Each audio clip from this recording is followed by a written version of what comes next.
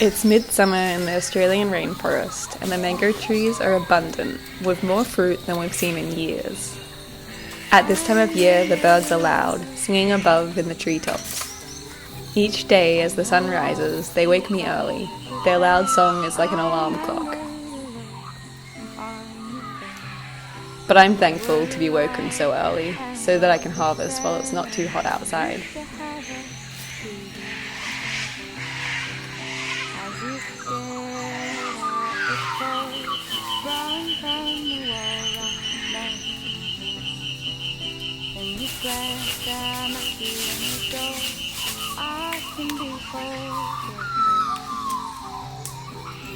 My head doesn't love the sky, but I could tell you everything. Summer in the rainforest brings some wild extremes. This week we're bracing for a cyclone to hit. Hot sun and heavy rain compete in an endless battle.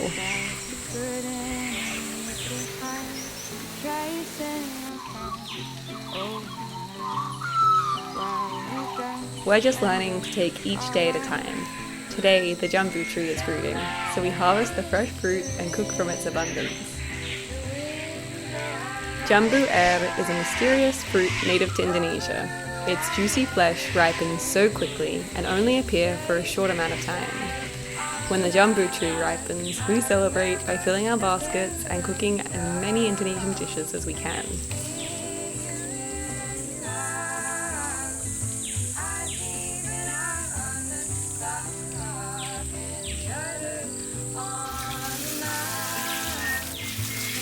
Today we're making a spicy noodle salad with gado sauce. The namdok mai mangoes are the first that we get to taste each summer. They are a Thai variety and are supposed to be eaten green. Shredded in a salad, they taste so delicious. When we cook, we never really follow a recipe, but instead follow the guidance of the seasons. On these hot days, not only do the trees tell us what to eat, but our bodies do too. We feel like nothing else except for a fresh salad. I always think it's funny that all of the things that taste so delicious together all ripen at the same time. It's like nature is nudging us, saying, hey, you know what would be delicious? Green mangoes and jambu with a squeeze of lime, some spicy chili, and some garlic chives.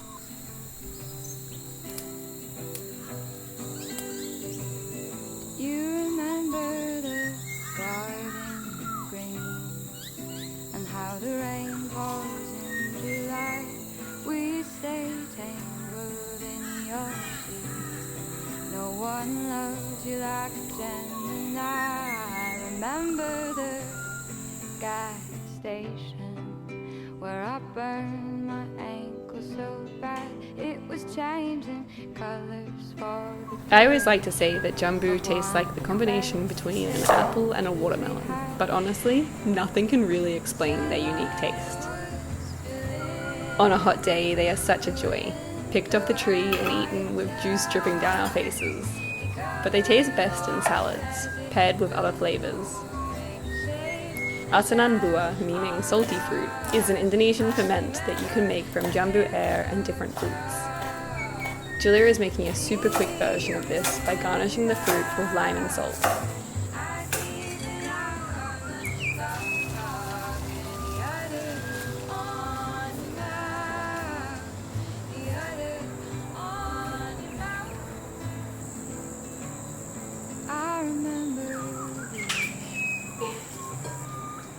Just kids, a love I'd never known. I was so busy dreaming. When I looked up, I had my own.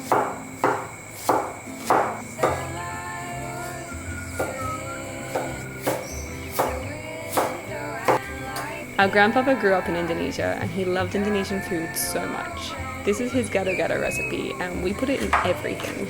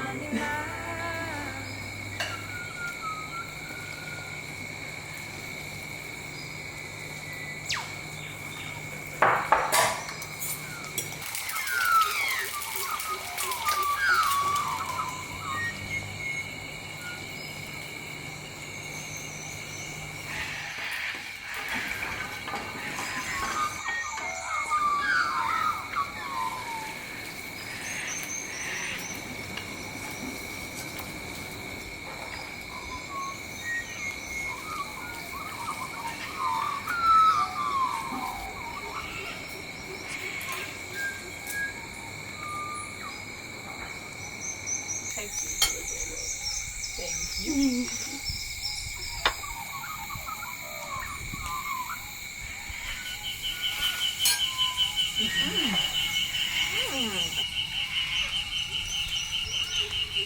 the cyclone builds off the coast of Australia, the days are hot. It's been up to 34 degrees Celsius with 100% humidity. On these days, we work in the morning to avoid the sun, pulling endless weeds in the shade. By the afternoon, the creek is the best place to be. The water comes from the mountains above, and the cool minerals seem to be healing for our sore muscles. Sometimes I spend hours in these waters, listening to the birds in the treetops.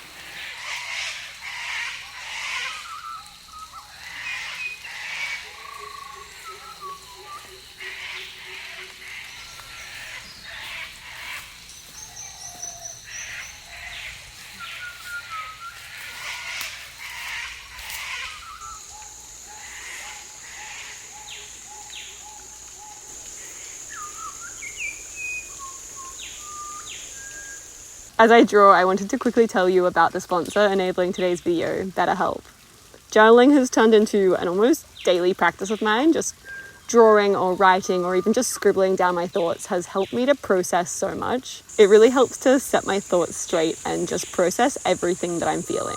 While it's amazing to work on processing things yourself, I think that it's also really important and sometimes necessary to talk to someone. BetterHelp is an online therapy platform that is super accessible wherever you are. Even if you live remotely like us, or if you're traveling, you can connect to a licensed therapist who can give you helpful, unbiased advice. You'll be matched with a therapist in most cases within 48 hours, and you can schedule therapy sessions at any time that's convenient for you.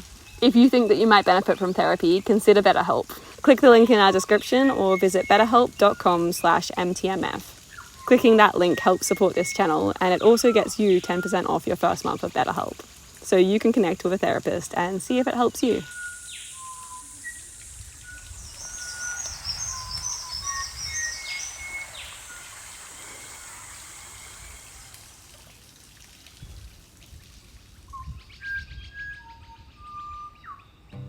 While we travelled, I collected all sorts of things that inspired me to create.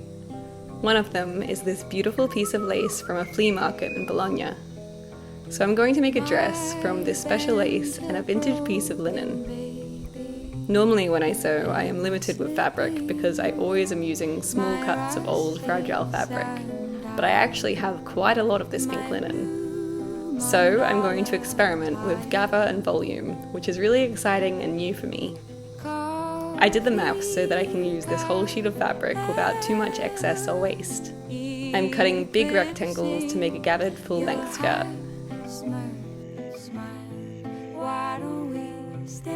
Sewing is one of those things that, for the time that you actually spend doing it, it probably wouldn't be worth it. If you wanted a particular dress, you would be better off buying it. But this isn't why I sew. It's not about practicality for me. I sew to engage myself in a creative practice where I can see my hands slowly crafting something into existence. I also sew so that I can avoid consuming clothes from elsewhere, meaning that I never have to consume from unethical brands. But I think that it's becoming a lost art. With less people interested in sewing, I've also noticed a huge disconnect in our appreciation for craft.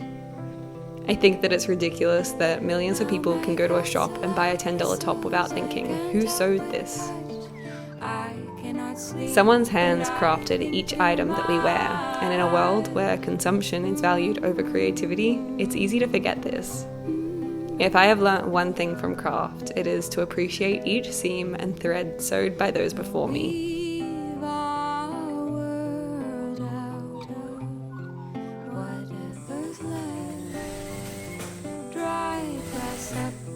So I've almost finished, and at first I hated it, which always happens whenever I finish a project. I look at it the first time, I hate it, but I think I'm starting to like it. I think it was just that all of the gathers were sitting badly, but now that they're actually sitting in place, I think that it's really fun. But I want to add straps still, so I can't decide. I have option 1, some vintage lace to try to match this beautiful vintage lace. But I don't know if it completely matches, and I feel like maybe it just takes away from the beauty of this lace. So instead I'm thinking about just making spaghetti straps in the same fabric as this.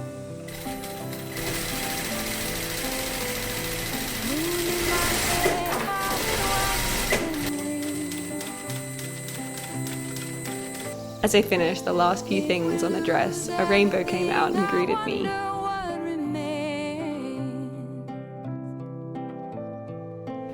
It's always a pretty special experience to wear something that you have made, so the added rainbow just feels that extra bit more magical.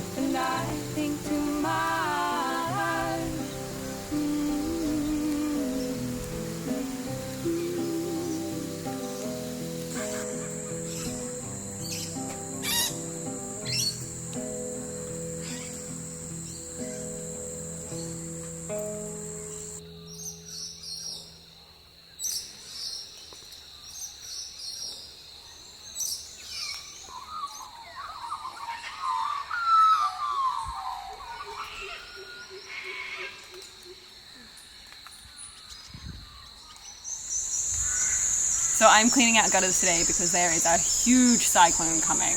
We're not really sure how big it's going to be or when it's going to hit, but it has the potential of being a huge, huge storm. So we're a bit worried. So the precautions that we take is to clean out all of the gutters on the road so that instead of the road washing away, it actually goes down the gutters, because at the moment they're filled with leaves. But as I was cleaning, I got bitten by a scorpion, so that's fun. It's starting to swell up. And sometimes I'm like, oh, Australian stereotypes, like everyone's always like, oh, I don't want to go to Australia, it's too scary, you've got too many bugs, everything's trying to kill you. And I'm like, that's a lie, it's actually really chill, like, I swear, it's chill. Right now, I'm questioning it. Everything is scary, everything hurts. But I have learnt my lesson, and I'm going to wear gloves while I clean the road gutters from now on, because could be worse in there. There's funnel web spiders and they are deadly, and of course all the snakes, and snakes like to hang out in spots like that, so gonna wear long pants and gloves. The storm is developing off the coast right now, so we're hoping that it won't hit us, but I think that the predictions are saying that it could hit, and at the same time there's 2 other weather formations, I don't know, I get confused, coming at the same time, so if they all combine, the rain could just stay on top of us and fall really heavily, which can be really bad, and that's happened a few times, and the last flood disaster was when that happened, so everyone's a bit scared and just taking a lot of precautions and hoping that it won't hit. The coming cyclone means very hot days with very high humidity. With the sweltering weather, we spend a lot of time by the creek, so me and a few friends went on a big hike to one of my favourite waterfalls. This is the best thing to do in summer, hike deep into the bush with a bunch of friends and swim in these remote waterfalls. In this season, there's butterflies everywhere, and it all feels pretty magical. I let my head fall back as far as it can. Crooked as the lines on my head. This moment for me, I'm just doing what I can. I'm drawing figure eights on your shoulder, your back.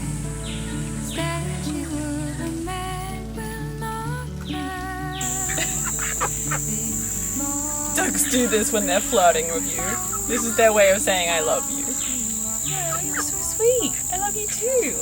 While we were away, a fox attacked, which it took 4 of the ducks, so it's pretty sad, and these guys are missing their friends. It was just really bad luck. The electric fence wasn't working because it was attached to another fence, and so no one knew, and the electricity just wasn't working that night, and a fox came and attacked and broke into the pen. But I'm just so happy that at least it wasn't more of the ducks, it was only 4 of them.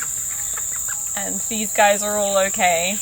The ducks had been laying eggs, so I actually put the eggs into an incubator. I'm not sure if they'll hatch because they're quite old, so then maybe we'll have some little babies around here, which would be nice. You want to sit up like that? Also, I'm just feeling so thankful that these guys are all okay, and I think they're feeling really grateful too. They have been just extra friendly at the moment. I think after a scare, they're pretty happy that I'm here to protect them. I don't know, they just seem to love humans at the moment. They know that we protect them. Everyone always asks how we got these ducks to be so friendly, and the truth is I'm actually not sure. They're just the sweetest things, and they just love us so much. And it's pretty amazing. I don't know how many animals are this trusting in the world, but they love humans. They love cuddles. They are just the sweetest. Hey, don't kiss me in the mouth. We talked about that. No. Hey, do you want to come up as well? Maybe?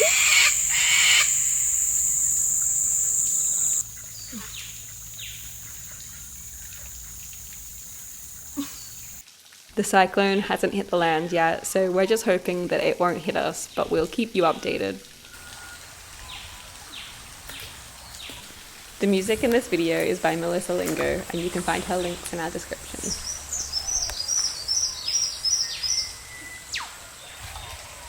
Thank you so much to our patrons. We are beyond grateful for your support on our journey.